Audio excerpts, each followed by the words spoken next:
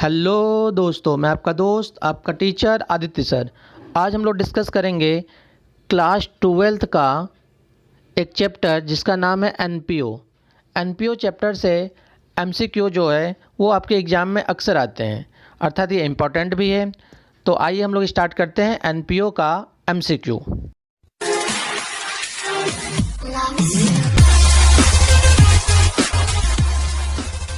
चलिए question number 1 देखते हैं हम लोग। क्वेश्चन नंबर 1 क्या कहता है? Sale of old newspaper is, अर्थात पुराने अखबारों को जो हम लोग बेचते हैं उससे जो इनकम आता है उसको हम लोग किस तरह का ट्रीट करते हैं? कैपिटल रिसिप्ट ट्रीट करते हैं, या रिवेन्यू रिसिप्ट ट्रीट करते हैं, या एसेट्स ट्रीट करते हैं, या फिर प्रॉफिट ट्रीट करते हैं? तो ओल्ड न्यूज़पेपर से जो हमें रिसिप्ट होती है उससे हम लोग रिवेन्यू रिसिप्ट ट्रीट करते हैं, अर्थात कौन सा ऑप्शन हो जाएगा? Option number B. Question number 2 देखिए, specific donation is capital receipt, revenue receipt, assets, none of these. तो ध्यान समझिएगा, अगर आपके क्वेश्चन में केवल दिया रहता डोनेशन, क्या दिया रहता? डोनेशन, तब तो हम लोग इसको ट्रीट करते रिवेन्यू रिसिप्ट्स। क्या ट्रीट करते? Revenue receipts. लेकिन हमारे इस क्वेश्चन में केवल डोनेशन नहीं दिया, बल्कि क्या दिया? Specific donation. तो जब भी स्पेसिफिक डोनेशन का मतलब क्या होता है? किसी स्पेशल पर्पस से मिलता है, और जिस पर्पस से डोनेशन मिलता है उसका इस्तेमाल हम लोग उसी पर्पस में यूज कर सकते हैं, किसी और पर्पस के लिए यूज नहीं कर सकते।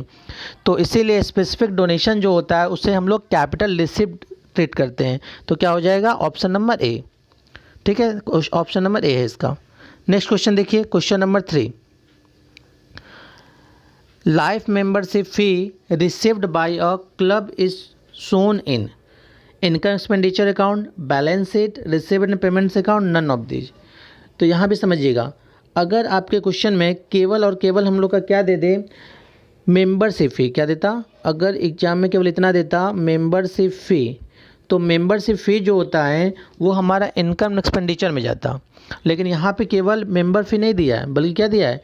लाइफ मेंबरशिप फ़ी। तो लाइफ मेंबरशिप फ़ी का मतलब क्या होता है? जो लाइफ टाइम में केवल एक ही बार फीस मिलता है, पूरे लाइफ टाइम में केवल एक ही बार अगर हमें फ़ीस मिलता है तो उसको क्या बोलते हैं? लाइफ मेंबरशिप फ़ी। तो लाइफ मेंबरशिप फ़ी जब हमें रिसीव्ड होता है तो इसको हम लोग कहाँ पे दिखाते हैं? ये पूछा गया क्वेश्चन में, तो इसको हम लोग बैलेंस शीट में दिखाते हैं। तो देख लीजिए चारों ऑप्शन में कौन सा हो जाएगा? Option number B. Next question, question number 4, income and expenditure account is preparedly trending. यहाँ पे देखिए ट्रेंडिंग आ गया है, यहाँ पे ट्रेडिंग होगा, ध्यान समझिएगा। ऑप्शन नंबर ए जो है वो ट्रेडिंग है, ठीक है ना, एन गलती से प्रिंट हो गया है। तो ऑप्शन नंबर ए है हमारा trading organisation, option number B है non trading organisation, C option है बोथ, डी ऑप्शन है नन ऑफ दीज। तो इनकम एंड एक्सपेंडिचर अकाउंट जो होता है वो पूछा गया है कि कौन बनाता है? ट्रेडिंग ऑर्गेनाइजेशन बनाता है, या नॉन ट्रेडिंग, या बोथ, या नन ऑफ दीज। तो ये नॉन ट्रेडिंग ऑर्गेनाइजेशन बनाता है इनकम एक्सपेंडिचर अकाउंट, क्योंकि जो ट्रेडिंग ऑर्गेनाइजेशन होता है वो प्रॉफिट और लॉस कैलकुलेट करने के लिए ट्रेडिंग अकाउंट और प्रॉफिट एंड लॉस अकाउंट बनाते हैं। ठीक है, नेक्स्ट क्वेश्चन देखिए, क्वेश्चन नंबर 5 में क्या लिखा हुआ है? Payment of honorarium to secretary is treated as. चारों ऑप्शन रीड करते हैं हम लोग। पहला ऑप्शन क्या है? Capital expenditure, second revenue expenditure, third an income, fourth none of these. तो ऑनरेरियम टू सेक्रेटरी को जो हम लोग ट्रीट करते हैं वो as a revenue expenditure treat करते हैं। तो कौन सा ऑप्शन हो जाएगा? Option number B. Question number 6 देखिए, subscription received by an organisation is capital receipt, revenue receipt, both, none of the above. तो जब भी सब्सक्रिप्शन रिसीव्ड होता है तो उसको हम लोग एज अ रिवेन्यू ट्रीट करते हैं। तो कौन सा ऑप्शन हो जाएगा? Option number B. Next question देखिए, अब question number 7, in not for profit organisation excess of expenditure over income is called. Option है लॉस, प्रॉफिट, डिफिसिट, सरप्लस। तो सबसे पहले बात तो ये समझिए कि प्रॉफिट और लॉस जो होता है वो कौन सा ऑर्गेनाइजेशन के लिए होता है? ट्रेडिंग ऑर्गेनाइजेशन के लिए। कौन सा ऑर्गेनाइजेशन के लिए होता है? ट्रेडिंग ऑर्गेनाइजेशन के लिए। और डिफिसिट सरप्लस जो होता है वो किसके लिए होता है? नॉन ट्रेडिंग ऑर्गेनाइजेशन के लिए, ठीक है ना, अर्थात जो नॉन फॉर प्रॉफिट ऑर्गेनाइजेशन होते हैं उनके लिए होता है। तो इसमें हम आपके लिए 50-50 कर दिए, अर्थात ए और बी तो हो ही नहीं सकता, ठीक है ना, क्योंकि ये प्रॉफिट ऑर्गेनाइजेशन के लिए होता है और नॉट फॉर प्रॉफिट ऑर्गेनाइजेशन के लिए क्या होता है? डिफिसिट या सरप्लस। तो इन्हीं दोनों में से हो सकता है या तो सी या तो डी। अब बात है कि सी होगा कि डी होगा, तो उसके लिए समझिए, जब भी हम लोग इनकम एक्सपेंडिचर अकाउंट बनाते हैं, जब भी हम लोग क्या बनाते हैं, इनकम एक्सपेंडिचर अकाउंट बनाते हैं, तो आपको पता होगा कि इधर एक्सपेंडिचर होता है और इधर क्या होता है, इनकम होता है। अगर हमारा इनकम साइड ज़्यादा हो, अगर हमारा इनकम साइड ज़्यादा होता है तो हम लोग यहाँ पे क्या लिखते हैं, टू सरप्लस, ठीक है। लेकिन अगर एक्सपेंडिचर साइड ज़्यादा हो, लेकिन अगर क्या हो जाए, एक्सपेंडिचर साइड ज़्यादा हो, तो यहाँ पे हम लोग क्या लिखते हैं, डिफिशिएट। बात समझ रहे हैं। तो हमसे क्वेश्चन में क्या पूछा गया है, excess of expenditure over income, मतलब एक्सपेंडिचर अधिक है। क्या बोला गया, एक्सपेंडिचर अधिक है इनकम से। तो एक्सपेंडिचर जब भी अधिक होगा तो हम लोग क्या लिखते हैं, बाय की तरफ डिफिशिएट। तो कौन सा ऑप्शन हो जाएगा, ऑप्शन नंबर सी। क्लियर हो गया क्वेश्चन नंबर 7। नेक्स्ट क्वेश्चन देखिए, question number 8, received and payments account is personal account, real account, nominal account, none of these. तो सबसे पहले तो ये समझिए कि जो रिसीव एंड पेमेंट्स अकाउंट होता है ये हमारा एज अ कैश अकाउंट होता है। रिसीव एंड पेमेंट्स अकाउंट किसके तरह होता है, एज अ कैश अकाउंट। और आप सभी को पता है कि कैश अकाउंट कौन सा अकाउंट होता है, रियल अकाउंट। तो इसलिए रिसीव एंड पेमेंट्स अकाउंट भी क्या हो जाएगा, रियल अकाउंट। ऑप्शन नंबर देख लीजिए, option number B. Next question देखेंगे अब हम लोग, क्वेश्चन नंबर 9 में क्या लिखा है, for a non trading concern honorarium paid an income an assets an expenses none of this. तो ये क्या हो जाएगा, हमारा पेड लिखा हुआ है अर्थात ये हमारा एक्सपेंसेज है, तो क्या हो जाएगा, ऑप्शन नंबर सी, ठीक है ना। नेक्स्ट क्वेश्चन, क्वेश्चन नंबर 10 देखेंगे हम लोग। All item of revenue in nature are shown in, चारों ऑप्शन रीड करिए, income expenditure account, balance sheet, both, none of these. तो क्या लिखा है कि रिवेन्यू इन नेचर, तो जो भी हमारा रिवेन्यू इन नेचर होता है, ध्यान समझिएगा, रिवेन्यू इन नेचर होता है वो हमारा क्या हो जाता है, मतलब चला जाता है हमारा इनकम एक्सपेंडिचर अकाउंट में, ठीक है ना। लेकिन अगर वही हमारा कैपिटल इन नेचर होता, क्या होता, कैपिटल इन नेचर, अगर हमारा कैपिटल इन नेचर होता है तो हमारा कहाँ चला जाता है, बैलेंस शीट में। बात समझ गए, रिवेन्यू नेचर का आइटम कहाँ चला जाएगा, इनकम एक्सपेंडिचर अकाउंट में। कैपिटल इन नेचर हो जाएगा तो कहाँ चला जाएगा, बैलेंस शीट में। तो इस क्वेश्चन का ऑप्शन क्या हो जाएगा चारों में से, इसमें हमारा हो जाएगा, बताइए, ऑप्शन नंबर ए। तो टिक कर लीजिए ऑप्शन नंबर ए पे, income expenditure account. Next question देखिए, question number 11, which of the following is a non profitable organisation. बोला गया इन चारों में से नॉन प्रॉफिटेबल ऑर्गेनाइजेशन कौन है।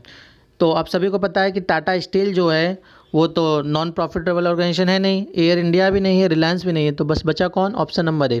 तो झारखंड एकेडमिक काउंसिल जो है वो नॉन प्रॉफिटेबल ऑर्गेनाइजेशन है, ऑप्शन नंबर ए पे टिक कर लीजिए। नेक्स्ट क्वेश्चन देखिए, क्वेश्चन नंबर 12। क्वेश्चन नंबर 12 में देखिए क्या लिखा हुआ है, which of the following is not an income, subscription, donation, sale of ticket, endowment fund. हमसे बोला गया है इन चारों में से इनकम इसमें से कौन सा नहीं है। तो आप सभी को पता है कि सब्सक्रिप्शन जो होता है वो तो इनकम होता है, डोनेशन भी होता है, सेल ऑफ टिकट भी होता है, तो बस बचा एक कौन सा, डी। तो इंडोनमेंट फंड जो है वो हमारा इनकम नहीं होता है। नेक्स्ट क्वेश्चन, क्वेश्चन नंबर 13 देखिए, the main object of non profit organisation is to earn profit, to serve the society, to prepare profit and loss account, all of the above. तो यहाँ पे क्या लिखा है, नॉन प्रॉफिट ऑर्गेनाइजेशन का उद्देश्य क्या है, ठीक है ना। अगर हमसे पूछता कि प्रॉफिट ऑर्गेनाइजेशन का उद्देश्य, ध्यान समझिएगा, अगर केवल ये पूछता प्रॉफिट ऑर्गेनाइजेशन का ऑब्जेक्टिव क्या है, तो हम लोग बताते क्या, अर्न प्रॉफिट, ठीक है ना, अर्न प्रॉफिट। लेकिन यहाँ पे हमसे क्या पूछा गया है कि नॉन प्रॉफिट ऑर्गेनाइजेशन, क्या बोला गया है, नॉन प्रॉफिट ऑर्गेनाइजेशन। तो नॉन प्रॉफिट ऑर्गेनाइजेशन का जो ऑब्जेक्टिव होता है वो होता है समाज की सेवा करना। तो क्या हो जाएगा, to serve the society, option number B. Next question देखेंगे अब हम लोग, question number 14, capital fund is calculated. तो इसके लिए हम लोग यहाँ समझेंगे, जैसे आपको पता ही है कि इधर हमारा लाइबिलिटी होता है और इधर क्या होता है, एसेट्स होता है, ठीक है ना। इधर हमारा लेफ्ट तरफ लाइबिलिटी होता है और राइट तरफ क्या हो जाता है, एसेट्स होता है। और यहाँ पे हमारा कैपिटल होता है और यहाँ पे हमारा अदर लाइबिलिटी होता है और यहाँ पे हमारे ये पूरा का पूरा क्या होता है, एसेट्स होता है। तो यही हमसे पूछा कि कैपिटल फंड, तो ये जो सी है ये कैसे निकालेंगे, ये जो सी है कैसे निकालेंगे। तो एसेट्स में से अगर हम लोग लाइबिलिटी माइनस कर दें, ये एसेट्स है, इसमें से अदर लाइबिलिटी अगर हम लोग माइनस कर देंगे तो क्या आ जाएगा, कैपिटल आ जाएगा। तो चारों ऑप्शन रेड कर लीजिए और चारों ऑप्शन रेड करके बताइए कौन सा होगा, ऑप्शन नंबर बोलिए, ऑप्शन नंबर बी एकदम करेक्ट बताएं आप लोग। नेक्स्ट क्वेश्चन देखिए, क्वेश्चन नंबर 15 क्या लिखा है, balance of income and expenditure account show cash in hand, capital fund, net profit, excess of income over expenditure और वाइस वर्सा। ठीक है, तो क्या बोला गया हमसे, इनकम एक्सपेंडिचर अकाउंट का जो बैलेंस है तो वो कैश इन हैंड होता है कि कैपिटल फंड होता है कि नेट प्रॉफिट होता है कि excess of income over expenditure और वाइस वर्सा। तो ऑप्शन नंबर इसका क्या हो जाएगा, पता ही होगा आप लोग को, डी, क्योंकि इनकम एक्सपेंडिचर से अगर इनकम ज़्यादा होता है तो सरप्लस बोलते हैं और एक्सपेंडिचर ज़्यादा होता है तो डिफिशिएट बोलते हैं। ठीक है ना। नेक्स्ट क्वेश्चन देखिए क्या है, subscription received in advance by a club are shown on dash of the balance sheet, asset side, liability side, debit side की क्रेडिट साइड। ध्यान समझिएगा क्वेश्चन को, केवल अगर लिखा रहता हमारा क्या कि सब्सक्रिप्शन रिसीव्ड, अगर इतना लिखा रहता सब्सक्रिप्शन रिसीव्ड तो ये तो आपको पता ही है कि ये हमारा चला जाता इनकम में। केवल subscription received in advance received लिखा रहता है तो कहाँ चला जाता है, इनकम में। लेकिन इस क्वेश्चन में क्या लिखा है, subscription received in advance, advance में मिला है। तो जब भी हमें सब्सक्रिप्शन एडवांस में मिलता है तो उसको हम लोग कहाँ दिखाते हैं, वो हमारे लिए क्या होती है बताइए, लाइबिलिटी होती है। तो ऑप्शन नंबर क्या हो जाएगा, option number B. Next question, question number 17 देखिए, donation received for a special purpose. देखिए आ गया ये क्वेश्चन, अभी हम पीछे भी आप लोग को बताए थे कि जब भी स्पेशल पर्पस से अगर डोनेशन मिलता है तो वो पहले बात बताइए कौन सा नेचर का होता है, रेवेन्यू नेचर की कैपिटल नेचर। तो ये जो होता है हमारा वो कैपिटल नेचर का होता है। तो बोला गया है कि इसको हम लोग कहाँ पे दिखाएंगे, should be credited to income expenditure account ना। केवल अगर डोनेशन रहता नॉर्मल पर्पज़ के लिए, कोई स्पेशल पर्पज़ नहीं होता, तब तो हम लोग क्या दिखा देते हैं, इनकम एक्सपेंडिचर के क्रेडिट साइड दिखा देते हैं। लेकिन यहाँ बोला है स्पेशल पर्पज़, तो should be credited to a separate account are shown in the balance sheet. हाँ, तो यही सही बोला गया है कि इसको हम लोग बैलेंस शीट में क्या करते हैं, अलग से अकाउंट में, एक अलग अकाउंट में दिखाते हैं। ठीक है ना। जब भी स्पेशल पर्पज़ से हमें डोनेशन मिलेगा तो इसको हम लोग कहाँ दिखाएंगे, सेपरेट अकाउंट में बैलेंस शीट के। ठीक है। Next question, question number 18, all receipts from sale of consumable item are treated as. तो आप सभी को पता ही है कि कंज्यूमेबल आइटम का अगर हम लोग सेल करते हैं तो सिंपल सी हमारी रिवेन्यू रिसिव्ड है। क्या हो जाएगा, option number B. Question number 19 देखिए क्या लिखता है, outstanding subscription is income, assets, both, none of these. तो एकदम सिंपल सा क्वेश्चन है, आप लोगों को पता ही होगा कि जब आउटस्टैंडिंग सब्सक्रिप्शन होता है वो तो सबसे पहली बात इनकम एक्सपेंडिचर में कहाँ पे जाता है, इनकम एक्सपेंडिचर में। जब बाय में हम लोग सब्सक्रिप्शन लिखते हैं इनकम की तरफ तो उसमें हम लोग ऐड कर देते हैं। ठीक है। और दूसरा जो होता है जब हम लोग बैलेंस शीट बनाते हैं, ध्यान समझिएगा, बैलेंस शीट बनाते हैं तो इधर लाइबिलिटी होता है, इधर एसेट्स होता है। तो जो आउटस्टैंडिंग होता है उसको कहाँ दिखाते हैं, एसेट्स की ओर दिखाते हैं। बात समझ रहे हैं ना। तो यहाँ पे एसेट्स की ओर भी हम लोग दिखाते हैं आउटस्टैंडिंग सब्सक्रिप्शन। तो ये कहाँ जाएगा, इनकम में जाएगा कि एसेट्स में जाएगा कि दोनों तरफ, तो ये दोनों तरफ जाएगा। तो क्या हो जाएगा, ऑप्शन नंबर सी, अर्थात इनकम में भी जाएगा और एसेट्स में भी जाएगा। ठीक है। नेक्स्ट क्वेश्चन देखिए, क्वेश्चन नंबर 20 में क्या लिखा हुआ है, legacy should be treated as और लाइबिलिटी और revenue receipts and income, none of these. तो ये क्या होता है, ये हमारे लिए लाइबिलिटी होता है, ऑप्शन नंबर ए।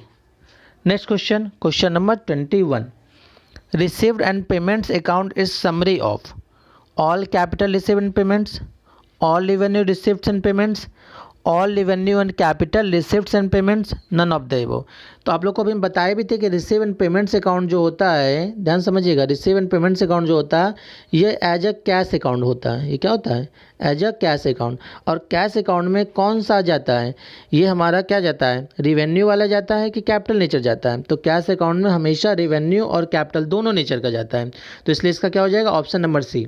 लेकिन यही अगर हमसे पूछता कि इनकम एंड एक्सपेंडिचर अकाउंट में कौन सा जाता है तो उसमें केवल रिवेन्यू जाता है। बात समझिएगा, इनकम एक्सपेंडिचर अकाउंट पूछता है तो उसमें केवल रिवेन्यू जाता है। लेकिन रिसीव एंड पेमेंट्स अकाउंट यहाँ पूछा है तो कौन सा नेचर का जाएगा, रिवेन्यू भी जाएगा और कैपिटल नेचर भी जाएगा। ठीक है। Next question, question number 22, most transaction is non trading concern are cash, credit, both, none of these. तो बोला गया है क्या कि नॉन ट्रेडिंग ऑर्गेनाइजेशन में ज़्यादातर जो ट्रांजेक्शन होता है वो कैश में होता है कि उधार में होता है कि दोनों, कि नन ऑफ दीज। तो नॉन ट्रेडिंग कंसर्न में जो होता है वो कैश में हमेशा होता है, बहुत कम ही उधार में होता है, नहीं तो उधार में होता ही नहीं है, ठीक है ना। नॉन ट्रेडिंग कंसर्न हमेशा क्या करती है, कैश ट्रांजेक्शन करती है। तो क्या हो जाएगा इसका option number A. Next question देखिए क्या लिखा है, all receipts of capital nature are shown in income expenditure account, balance sheet, P&L account, none of these. तो अभी हम आप लोग को बताए हैं कि जो रिवेन्यू नेचर का होता है वो तो इनकम एक्सपेंडिचर में जाता है, और कैपिटल नेचर कहाँ जाता है, बैलेंस शीट में। तो देख लीजिए इसका चारों ऑप्शन में से कौन सा हो जाएगा, ऑप्शन नंबर बी।